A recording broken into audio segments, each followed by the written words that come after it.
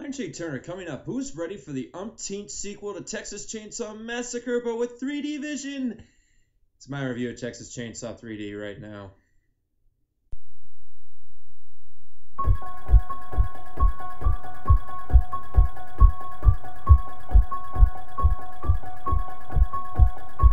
In 1974, Tobe Hooper brought on a classic horror film with Texas Chainsaw Massacre that, with its grainy cinematography and nail-biting suspense, could somebody please mention that to the makers of this pile of garbage? Texas Chainsaw 3D hits triple threat with lack of scares, suspense, and acting. The film opens up in 1974 where a band of yokels from Newt, Texas burns down Leatherface's house and his family, the Sawyers, along with it. In fact, one of them decides to steal away their baby. Fast forward 40 years later, and even though the baby has aged to 20, already this film can't tell time. Alexandra Daddario, frequent TV guest star, is the heroine this time around, or so we thought. She has spent most of her time being stuck in a trailer and cutting up meat. How ironic.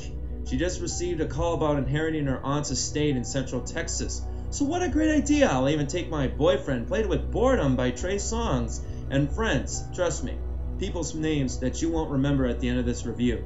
So off she goes, dressed up in a shirt that is suitable for a 10-year-old.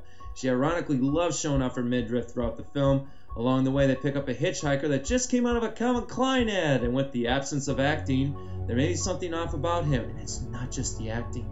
Trust me, when you see it, you'll be glad he was the first of Leatherface's victims.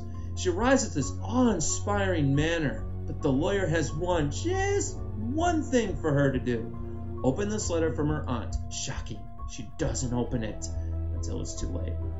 And they disturb Leatherface, played by Dan Yeager. Yes, he lived. It's a miracle. He wastes no time, and I mean no time. All of his victims are history within the first 30 minutes, and you look at your watch and realize there's 55 minutes left to go. So it's not scary, it's not suspenseful, it's cast as incapable of acting, and it can't tell time. However, there is one more, and this was a screamer. The filmmakers want us to actually sympathize with Leatherface. Wait, what? Yes, because that's exactly what I paid for. To feel sorry for a man that cuts off people's faces and wears them at his own. Let me pump my fist at that. This movie had good inspiration, but when the first 5 minutes of the 1974 original is the best part of the movie, you know it's a problem.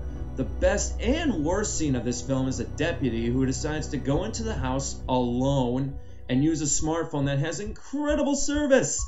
That alone shows how idiotic this film is.